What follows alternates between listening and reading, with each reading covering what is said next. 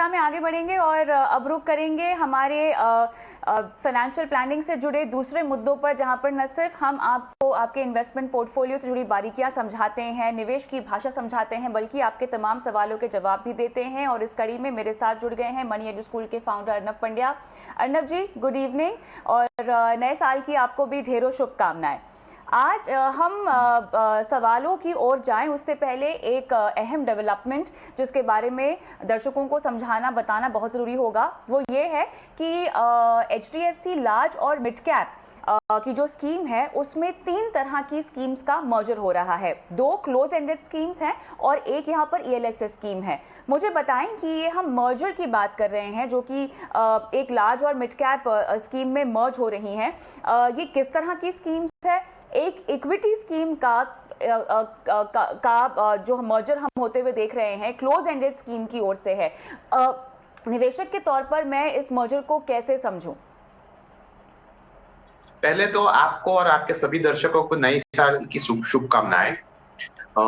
अब जब हम बात करते हैं HDFC लार्ज और मिड कैप फंड में जो 3 फंड मर्ज होने वाले हैं, तो पहली बात ये समझनी होगी कि कौन से फंड इसमें मर्ज हो रहे हैं।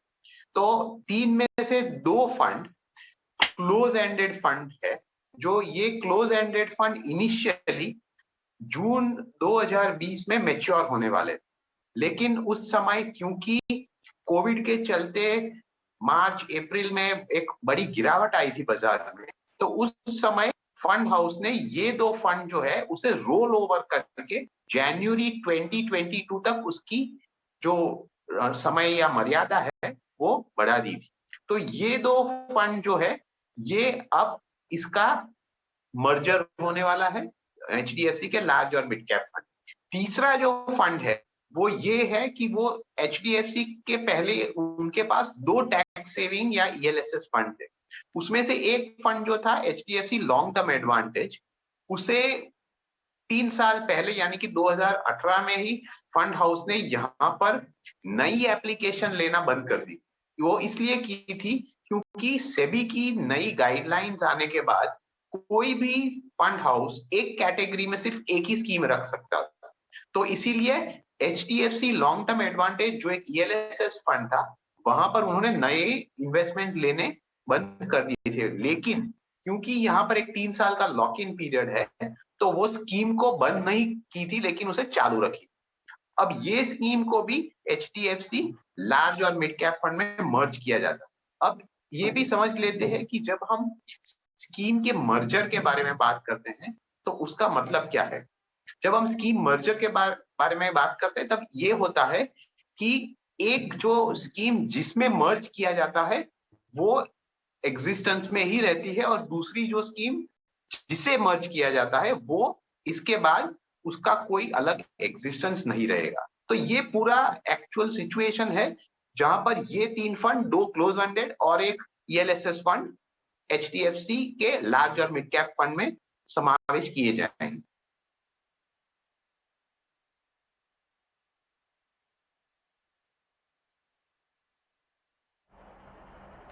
ऑलराइट अर्नब जी, एक निवेशक के तौर पर अब मुझे क्या करना चाहिए इन स्कीम्स में? अगर मैंने क्लोज एंडेड में निवेश किया हुआ है या अगर मैं किसी ELSS स्कीम में इन्वेस्टेड हूँ, तो मुझे कब तक रहना चाहिए? मर्जर तक निकल जाना चाहिए या आपको लगता है कि मर्जर रहने के बाद भी अगर आप चाहते हैं तो बने रह सकते हैं? क्लोज एंडेड स्कीम्स हैं तो इनकी मैच्योरिटी डेट भी होगी? जी, जो क्लोज एंडेड स्कीम है उनकी नई मैच्योरिटी डेट जनवरी 2022 है, यानी कि वो समय आ चुका है। यानी कि अगर आपने उस स्कीम में जून 2020 के बाद भी कंटिन्यू किया था तो अब उसकी मैच्योरिटी समय अब आ चुका है। तो आपके पास आज की तारीख में चॉइस है कि अगर आपको अपना पैसा रिडीम नहीं करना है both from the ELSS fund या ये क्लोज एंडेड फंड है उसमें से, तो आप नए स्कीम में यानी कि HDFC लार्ज और मिड कैप फंड में कंटिन्यू रह सकते हैं। लेकिन आपको ये बात समझना बहुत जरूरी है कि किस प्रकार का एक्सपोजर आपको मिल रहा है, क्योंकि देखिए लार्ज और मिड कैप फंड जो है उसमें आपको लार्ज कैप मिड कैप दोनों में एक सिग्निफिकेंट एक्सपोजर है। अब अगर आपको इस प्रकार का एक्सपोजर नहीं चाहिए तो आपको कंटिन्यू नहीं करना चाहिए, आप अपना पैसा रिडीम कर सकते हैं। लेकिन अगर आपके पोर्टफोलियो में इस प्रकार के एक्सपोजर के लिए जगह है तो आप कंटिन्यू कर सकते हैं। दूसरी बात ये भी है कि आज की तारीख में अगर हम देखें तो एचडीएफसी के लार्ज और मिड कैप फंड में अराउंड 42-43% जो एक्सपोजर है वो लार्ज कैप में है और अराउंड 36% मिड कैप में है और बाकी का थोड़ा स्मॉल कैप में है। तो अकॉर्डिंग टू सेबी गाइडलाइंस आपको minimum 35% exposure large cap as well as mid cap दोनों में 35% रखना है। तो अब ये जो स्कीम्स मर्ज हो रही हैं उसमें जो कॉर्पस है, जो दो क्लोज एंडेड फंड्स है उनका कॉर्पस काफी कम है, यानी कि 280 करोड़ इतना कम कॉर्पस है, जबकि टैक्स सेविंग फंड जो है उसका कॉर्पस अराउंड 1300 करोड़ है। तो जो टैक्स सेविंग फंड का आज इन्वेस्टर्स को एक्सपोजर मिल रहा है वो प्रीडोमिनेंटली लार्ज कैप एक्सपोजर है, यानी कि लार्ज कैप एक्सपोजर इसमें काफी बड़ा है। तो अगर ये इन्वेस्टर्स नहीं चाहते कि उनके पोर्टफोलियो में इस प्रकार का थोड़ा ज्यादा मिड कैप का एक्सपोजर आए तो वो उसमें से निकल सकते हैं और अपना निवेश कहीं और कर सकते हैं। लेकिन जिनके पास आज कॉन्फिडेंस है या उनको इस प्रकार का डबल एक्सपोजर एक ही स्कीम में चाहिए तो वो कंटिन्यू कर सकते हैं।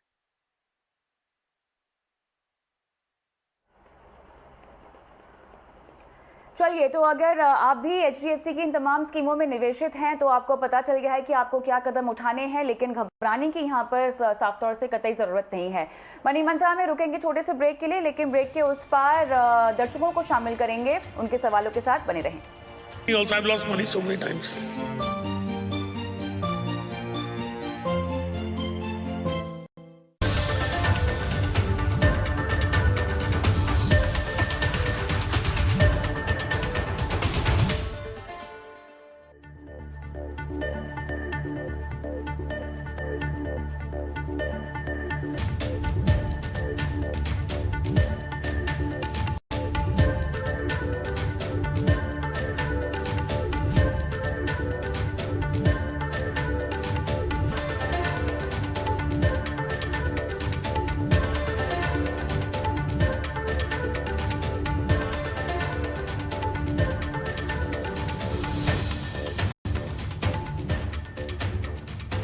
Welcome back. आप देख रहे हैं मनी मंत्रा और अब हम रुक करेंगे दर्शकों की सवालों की ओर। और चलिए, हमारे पहले दर्शक भी हमारे साथ जुड़ गए हैं, मिस्टर डीबी सिंह।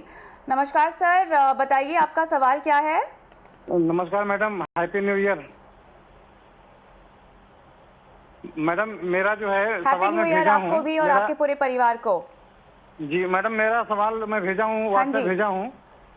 मेरा 4000 रुपए का निपॉन लार्ज कैप, 4000 रुपए का कोटक फ्लेक्सी कैप और 1000 रुपए का रिलायंस स्मॉल कैप और 1500 रुपए का बैलेंस एडवांटेज फंड है। मैडम इसमें हमारा जो है कोटक फ्लेक्सी कैप नहीं चल रहा है, तो इसमें मैं क्या कर सकता हूँ। मेरा निवेश 2018 दिसंबर से चल रहा है और मैं 2028 तक करना चाहता हूँ।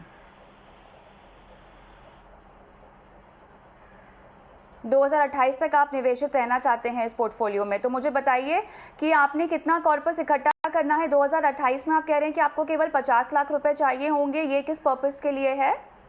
मैडम ये मेरे रिटायरमेंट के लिए 50 लाख।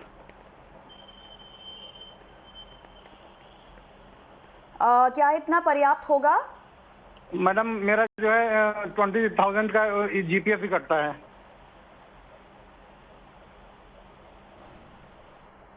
ठीक है, चलिए।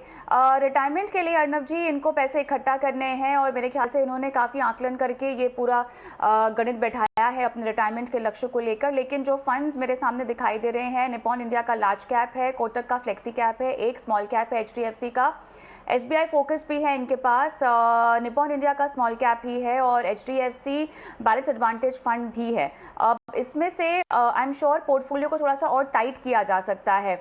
किस तरह के बदलाव करने ज़रूरी है? शुरुआत करना चाहती हूँ स्मॉल कैप कैटेगरी से, क्योंकि इस कैटेगरी के इनके पास 2 फंड्स हैं। एक से ज़्यादा स्मॉल कैप स्कीम अपने पोर्टफोलियो में अगर आप रखें तो कितना रिस्की बन सकता है ये पोर्टफोलियो?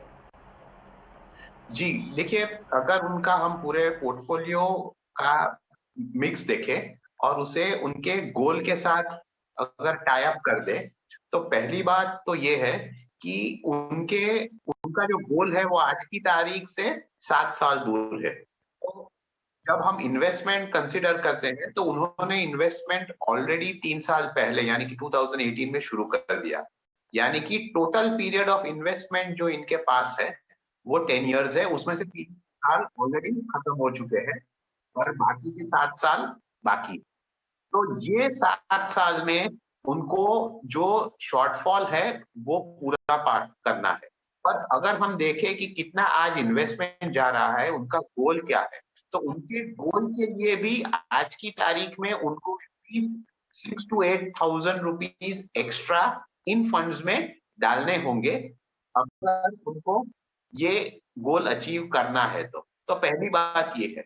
दूसरी बात जो आपने की कि शुरुआत हम लेते हैं कि जो स्मॉल कैप कैटेगरी है उसमें इस प्रकार का जब आप एक्सपोजर लेते हो पोर्टफोलियो में, तो ऑलवेज जो एक्सपोजर है वो एक लिमिट तक होना चाहिए, क्योंकि वरना वो पोर्टफोलियो को बहुत रिस्की कर देते। तो इनके पास ऑलरेडी एक लार्ज कैप फंड है, फ्लेक्सी कैप फंड भी है, तो इसके सामने इनके पास जो 2 स्मॉल कैप फंड है उसमें से वो एक स्मॉल कैप को निकाल के वो एक मिड कैप फंड में जा सकते हैं, क्योंकि ये इनके लिए इनके पोर्टफोलियो में सही प्रकार का बैलेंस देगा। तो जो निपॉन का स्मॉल कैप फंड है उसे वो आज की तारीख में रख सकते हैं, लेकिन एक एडिशनली एक मिड कैप फंड उनको उनके पोर्टफोलियो में ऐड करना चाहिए।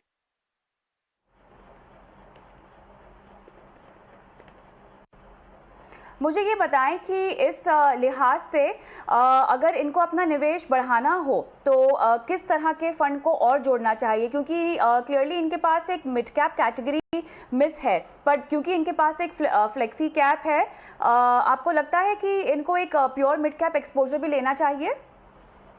जी, अगर उनके कैलकुलेशन के बारे में हम सोचे तो उनको एटलीस्ट 8,000 एडिशनल अमाउंट निवेश करना है, और ये निवेश का अमाउंट वो अराउंड 2,000 रुपीज एक मिड कैप फंड में डाल सकते हैं। बाकी की रकम जो है वो लार्ज कैप और फ्लेक्सी कैप उस प्रकार के कैटेगरी में वो स्प्रेड भी कर सकते हैं। तो ये एक इनका पहला मिक्स है। दूसरी बात ये है कि देखिए, जब आप फ्लेक्सी कैप के बारे में बात करते हो तो उसका अगर आप एक्सपोजर देखें तो उसमें अराउंड 72 to 73% जो एक्सपोजर है वो लार्ज कैप में है, यानी कि वहां पर जो मिड कैप का एक्सपोजर है वो काफी कम है। और इसीलिए क्योंकि इनके पास कोटक का फ्लेक्सी कैप है, इसमें तो उसका कॉर्पस बहुत बड़ा है, 30,000 प्लस करोड़ का है, तो उसमें यही पैटर्न फॉलो किया गया है जहां पर लार्ज कैप एक्सपोजर काफी बड़ा है। तो ये ध्यान में रखते हुए उनके पास पोर्टफोलियो में मिड कैप का एक्सपोजर की और थोड़ी जरूरत है, इसीलिए यहाँ कोटक का इमर्जिंग इक्विटीज भी ये यहाँ पर जोड़ सकते हैं। तो ये एक अच्छा चॉइस रहेगा in terms of adding to it, पर इस पर थोड़ा ध्यान दें तो इसमें रेप्लिकेशन बहुत नहीं होगा और उनके पोर्टफोलियो के लिए ये सही रहेगा।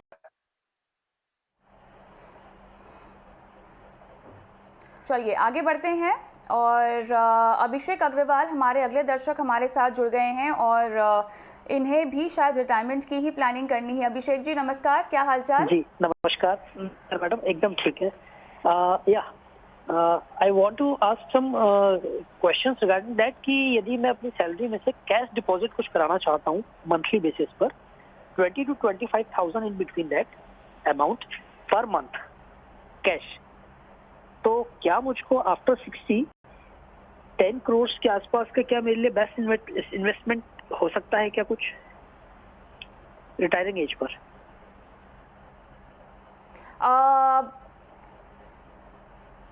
10 करोड़ आपने कहा ना? जी, मतलब it's something amount of like that, मतलब मैं 10 CR मेरा एक्सपेक्टेशन बहुत हाई है, तो आप मुझको उसको लो करके बताएं कि नहीं इतना हाई नहीं हो सकता, इसके लिए आपको इतना पे जाना पड़ेगा एटलीस्ट कैश के लिए। मुझे ये बताइए कि आप जब कैश की बात कर रहे हैं तो ये आप इन्वेस्टमेंट की बात कर रहे हैं, और मैं समझ रही हूँ कि आपने इससे पहले कभी इन्वेस्टमेंट नहीं की है। एज है 41 ईयर।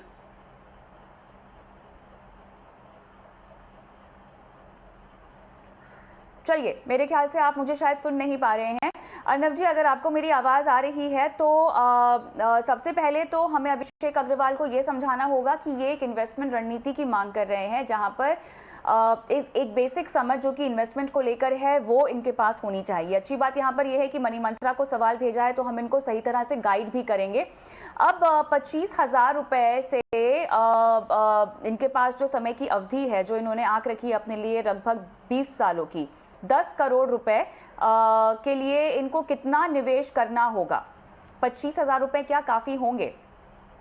देखिए, जब आप गोल सेट करते हो तो एक प्रिंसिपल जो आपको ऑलवेज फॉलो करना चाहिए वो ये है कि आप थोड़े कंजर्वेटिव बने। क्योंकि देखिए, आप अगर एग्रेसिव एस्टिमेट्स लगाते हैं तो आपको लगेगा कि नहीं, ये गोल इजीली अचीव हो जाएगा, लेकिन आप अगर थोड़े कंजर्वेटिव रहते हैं तो उससे आपके गोल के अचीव होने के चांसेस काफी ज्यादा है। तो इसीलिए अगर हम कैलकुलेट करें कि मान लीजिए कि उनके पास 20 साल है आज की तारीख में गोल अचीव करने के लिए, और इनको 10 crore at the end of the time period चाहिए, तो अगर क्योंकि समय इतना लंबा है और अगर ये पूरा एक इक्विटी एक्सपोजर के माध्यम से ये गोल अचीव करना चाहते हैं तो at a rate of return of 12% per annum compounded annually इनको एटलीस्ट हर महीने 1 लाख रुपए का निवेश करना पड़ेगा। अब आज की तारीख में वो कह रहे हैं पास 25,000 रुपए तक का निवेश करने की क्षमता है। तो उस हिसाब से आप गिन लीजिए कि अगर इस प्रकार की क्षमता है तो उनका जो गोल के लिए जो रिक्वायरमेंट है उसका सिर्फ 1/4 अमाउंट ही अचीव हो रहा है। तो या तो वो अपने गोल के अमाउंट को कम कर दे या वो अपना निवेश बढ़ाए। तो ये एक सीधा बेंचमार्क है, उनको अपने गोल को अचीव करने के लिए per month 1 lakh per month की जरूरत है, और आज उनके पास जो अमाउंट है वो उसका 1/4 ही है।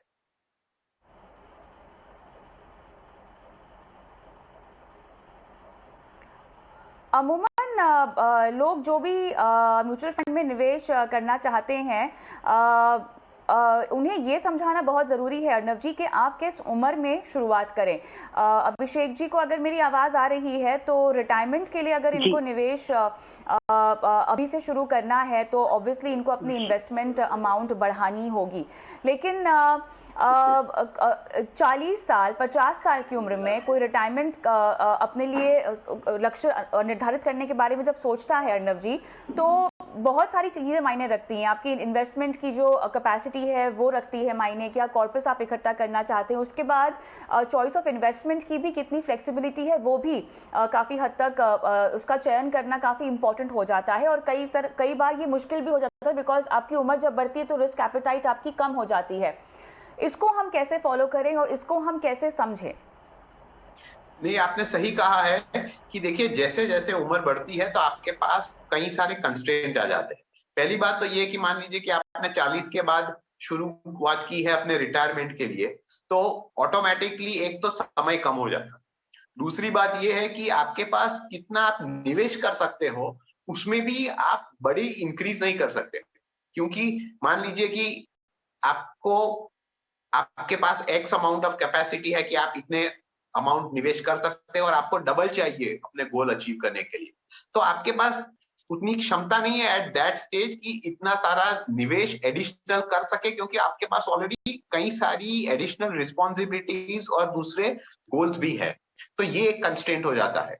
अब इसके सामने जो दूसरा ऑप्शन रहता है वो ये होता है कि निवेशक और एग्रेसिव बने अपने गोल को अचीव करने के लिए, लेकिन ये स्ट्रैटेजी भी रिस्की है, क्योंकि आप ज्यादा एग्रेसिव बनते हो तो आपको अपने पोर्टफोलियो में फ्लक्चुएशंस भी काफी आएंगे, और मान लीजिए कि एक अच्छा ऐसा समय आ गया जहां पर इक्विटी मार्केट्स ने अच्छा नहीं किया, तो इससे भी आपके गोल की अचीवमेंट पर असर हो सकता है।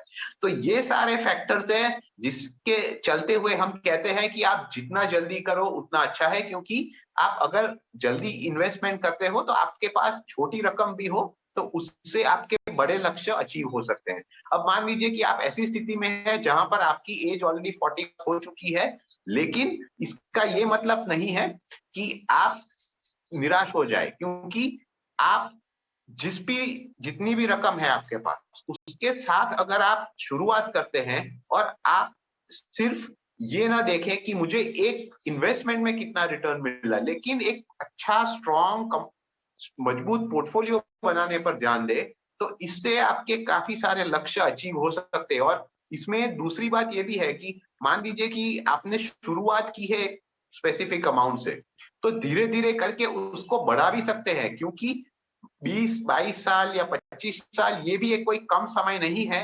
वहां पर भी आपके पास काफी अपॉर्चुनिटी है कि आप धीरे धीरे करके फोकस करके अपना निवेश भी बढ़ाएं। तो ये अच्छा बढ़ता हुआ निवेश एक अच्छे पोर्टफोलियो में जब आप क्रिएट करते हैं उससे, तो उससे आपका जो गोल है वो अचीव होने के चांसेस बढ़ जाते हैं। चलिए, इत्मीनान से और विस्तार से आपने सवाल का जवाब दिया, लेकिन अगले दर्शक हमारे साथ जुड़े हुए हैं इसके यादव साहब। यादव साहब नमस्कार, कैसे हैं सर? आपका सवाल हमने फाइनली लिया। मैं जानती हूँ पिछले एपिसोड में भी आपको जवाब नहीं दे पाए थे, उसके लिए माफी, लेकिन देखिए आज इत्मीनान से आपके सवाल का जवाब देंगे। सर 8 फंड है आपके पास और आपने लगभग 51,000 रुपए का निवेश कर रखा है। पराग पारिक फ्लेक्सी कैप है, पीजीआईएम फ्लेक्सी कैप है, एसबीआई का फोकस इक्विटी है, मिरर एसेट का इमर्जिंग ब्लू चिप है, निपॉन इंडिया का स्मॉल कैप है, प्रिंसिपल इमर्जिंग ब्लू चिप है, आईसीआईसीआई प्रू ब्लू चिप है, IDBI India top 100 equity fund है। ठीक है, तो मुझे आपसे ये जानना है सर, आपने जो अब निवेश पोर्टफोलियो बनाया है इसमें आपने काफी सारे फंड्स शामिल किए हैं, काफी पुराना निवेश है ये या आपने अभी से शुरुआत की है? मैडम एक्चुअली मेरे पास काफ़ी फंड थे, मेरे पास 22 स्कीम्स थे, बट ये आपका शो देख के मैंने, और पहले भी आपका शो आता था और योर मनी करके एक, वो सब देख के मैंने पोर्टफोलियो को काफ़ी रिड्यूस किया है और एट प्रेजेंट मेरे 10 स्कीम है मैडम, ठीक है, इंक्लूडिंग 2 ELSS भी है जो कि मैंने क्वेश्चन में मेंशन नहीं किया क्योंकि वो 3 साल का लॉकिंग होता है, इसलिए वो उसको हम नहीं निकाल सके। तो अभी मेरे पास जो है 4 जो अभी कंटिन्यू हो, Parag Parikh flexi cap, PGIM flexi cap, Mirae asset emerging blue chip और एसबीआई फोकस इक्विटी, इसमें 10-10 हजार की SIP है और निपॉन इंडिया स्मॉल कैप में 5,000 की SIP है। रेस्ट मैडम जो आईसीआईसी और आईडीबीआई का 2 लार्ज कैप है, ये दोनों मेरे पास चूंकि एग्जिस्टिंग पहले से करते आया था तो इस पे लगभग 5 लाख के आसपास ऑलरेडी इन्वेस्टेड है, तो इसलिए मैंने इसको रिडीम नहीं किया था, इसको रखा हुआ हूँ। और चूंकि इसका पोर्शन पूरे पोर्टफोलियो में कम होगा तो एक छोटा मात्रा में इसमें 2,500 का आईसीआईसी में और 1,000 का आईडीबीआई में SIP जो था वो कंटिन्यू रखा हूँ, ठीक है। और प्रिंसिपल इमर्जिंग ब्लू चिप का इसलिए रखा हूँ क्योंकि मेरे सेट इमर्जिंग ब्लू चिप में SIP लेना बंद कर दिया है, तो वो एक्चुअली मैंने जब SIP किया था तो वो 5 इयर्स के लिए ही किया था, तो इसलिए अभी प्रिंसिपल इमर्जिंग जस्ट उसको बैकअप के लिए रखा हूँ जो कि अभी सुंदरम में वो मर्ज हो गया है। तो यही है मैडम कि मेरा पोर्टफोलियो कैसा है, कुछ ओवरलैप तो नहीं हो रहा है या कुछ चेंजेस अगर करने हैं या फिर मैं इसी से कंटिन्यू रहूँ। मेरा टाइम होरिजन लंबा है, 10 साल लेने बाद। हेलो, ठीक है अर्नब जी, बदलाव किए हैं पोर्टफोलियो में जिसकी जानकारी उन्होंने हमें अभी दी है, तो बताएं इन्हें कैटेगरी वाइज डाइवर्सिफिकेशन के लिहाज से किस फंड में से निकल जाना चाहिए? देखिए, अगर इनके पोर्टफोलियो पर हम बारीकी से ध्यान दें तो पहले तो 2 जो फंड है ELSS के उसको हम साइड में रखते हैं क्योंकि उस पे तो टैक्स सेविंग के लिए इन्वेस्टमेंट किया गया है और वैसे भी उसे टच नहीं कर सकते। अब बाकी का पोर्टफोलियो जो है उसमें अगर आप देखें इन टर्म्स ऑफ एक्सपोजर तो पराग पारिक फ्लेक्सी कैप से इनको एक इंटरनेशनल एक्सपोजर मिलता है क्योंकि वहां पर अराउंड 30% इंटरनेशनल स्टॉक्स में है, तो एक जो इंटरनेशनल एक्सपोजर चाहिए वो वहां से हो जाता है। पीजीआईएम का फ्लेक्सी कैप है वो लार्ज कैप की तरफ ज्यादा निवेश करता है, तो वहां थोड़ा लार्ज कैप का निवेश मिलता है। एसबीआई फोकस फंड है, निपॉन का स्मॉल कैप है। तो ये सब कैटेगरीज अगर हम देखें तो इसमें काफी सारा कवर हो जाता है। लेकिन अगर हम इसके प्रपोर्शन के बारे में सोचे तो जो एक्सपोजर लार्ज कैप पे होना चाहिए वो जो आईडीबीआई और आईसीआईसीआई के लार्ज कैप फंड में है वो उतना नहीं है जितना एक्चुअली होना चाहिए। तो मेरे हिसाब से एक बदलाव जो इनको ये करना है कि जो अमाउंट है आईडीबीआई और आईसीआईसीआई के लार्ज कैप फंड्स में वो वहां से निकाल के कैनेरा रोबेको का ब्लू चिप फंड है, वो भी एक लार्ज कैप फंड है, उसमें वो डाल दे, क्योंकि ये एक अच्छा परफॉर्मिंग फंड है। तो ये मल्टीपल फंड्स को एक ही फंड में कंसोलिडेट करना इनके लिए पोर्टफोलियो में एक अच्छी बात होगी। अब दूसरी बात ये है कि जो मिड कैप का एक्सपोजर भी होना चाहिए वो उतना नहीं है जितना एक्चुअली होना चाहिए। तो इस हिसाब से जो पीजीआईएम का फ्लेक्सी कैप फंड है वहां से भी वो जो एसआईपी चल रही है उसमें से एक पार्ट यानी कि आधी वो निकाल के एक मिड कैप फंड में यानी कि कोटक इमर्जिंग इक्विटीज में डाल सकते हैं। तो इसमें क्या है कि एक मिड कैप फंड का भी एक्सपोजर इस पोर्टफोलियो में आ जाएगा। तो ये करने से एक तो जो फंड है वो एक कम हो जाएगा और दूसरी बात ये है कि एक मिड कैप फंड का जो एक्सपोजर प्योर मिड कैप का चाहिए वो भी इन्हें मिल जाएगा।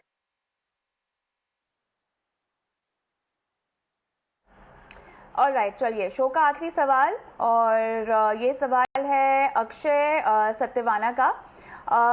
इन्हें 25,000 रुपये हर महीना निवेश करना है और ये समझना चाह रहे हैं कि लमसम इन्वेस्टमेंट करने के लिए क्या सही मौका है, और अगर डायरेक्ट कर रहे हैं, अगर लमसम कर रहे हैं अर्णव जी, तो डायरेक्ट स्कीम के जरिए निवेश करें या रेगुलर? देखिए, इसमें दो प्रश्न में दो चीज इंपॉर्टेंट है जो सभी निवेशक को ध्यान में रखनी चाहिए।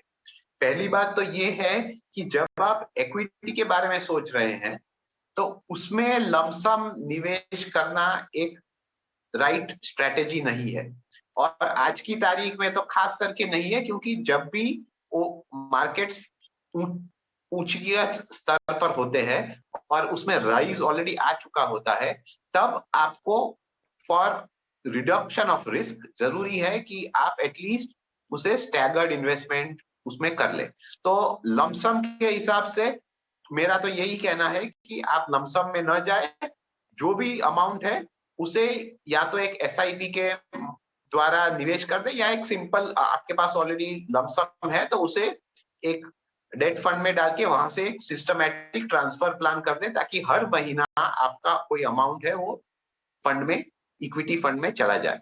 दूसरी बात जो है कि उनको डायरेक्ट प्लान लेना चाहिए या रेगुलर प्लान लेना चाहिए। अब ये जो बात है उसमें एक चीज बहुत स्पष्ट है कि डायरेक्ट प्लान में क्योंकि फंड के एक्सपेंसेस कम होते हैं वहां पर आपको रिटर्न ज्यादा दिखेगा। अब प्रश्न ये रहता है कि क्या डायरेक्ट प्लान आपके लिए सही है या नहीं, और ये जानने के लिए आपको ये अपने आप से पूछना पड़ेगा कि क्या आपको म्यूचुअल फंड्स के बारे में जानकारी है, क्या आपको बाजार के बारे में जानकारी है, क्या आप अपने इन्वेस्टमेंट और एग्जिट डिसीजंस खुद ले सकते हैं। अगर आप ये सब कर सकते हैं तो आपको डायरेक्ट प्लान ही चुनना है, क्योंकि उससे आपके लिए ईज हो जाएगा पूरा इन्वेस्टमेंट हैंडल करने के लिए, और दूसरी बात कि आपके एक्सपेंसेस बच जाएंगे तो आपका रिटर्न भी बढ़ेगा। लेकिन अगर आप ये सब नहीं कर सकते तो आपको या तो एक आप डिस्ट्रीब्यूटर के पास जाए और एक रेगुलर प्लान में जाए। आपके पास एक और ऑप्शन भी है, अगर आप कोई फाइनेंशियल प्लानर के पास जाते हैं जो सिर्फ आपको फीस चार्ज करेंगे तो वहां पर उनकी एडवाइस लेके भी आप डायरेक्ट प्लान में जा सकते हैं। तो ये एग्जैक्ट चॉइस आप पे निर्भर करता है, और आप भी देख लीजिए कि आपके पास कितना अमाउंट है निवेश करने के लिए, क्योंकि देखिए जो अमाउंट ऑफ एक्सपेंस आता है डिफरेंस का, वो अगर आपका कॉर्पस बहुत बड़ा नहीं है तो वो बहुत सिग्निफिकेंट अमाउंट नहीं है, तो आप फिर रेगुलर प्लान में जाके हेल्प लेके आप कर सकते हैं।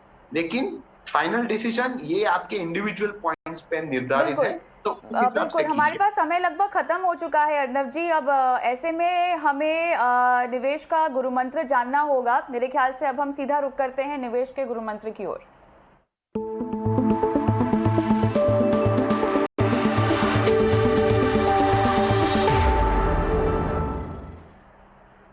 चलिए, संक्षेप में ही अर्नब जी बताएं, क्या होगा आपका निवेश का गुरु मंत्र?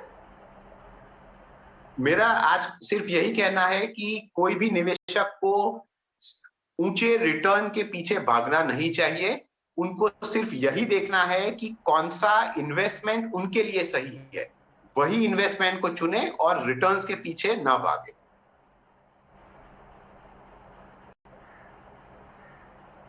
चलिए, तो बहुत ज़रूरी है कि अपने निवेश पोर्टफोलियो को आप बनाएं। उससे पहले ये समझें कि किस तरह के इन्वेस्टमेंट्स आप करना चाहते हैं, क्या रिस्क प्रोफाइल है। सिर्फ रिटर्न देखकर ही आपको निवेश विकल्पों का चुनाव नहीं करना है। बहुत बहुत शुक्रिया अर्नब जी, समय निकाला आपने, तमाम दर्शकों को गाइड किया उनकी फाइनेंशियल प्लानिंग के लिए। और इसी के साथ मुझे भी इजाज़त दें मनी मंत्रा पर, लेकिन हाँ, आपके सवाल हम तक लगातार पहुँचाते रहें।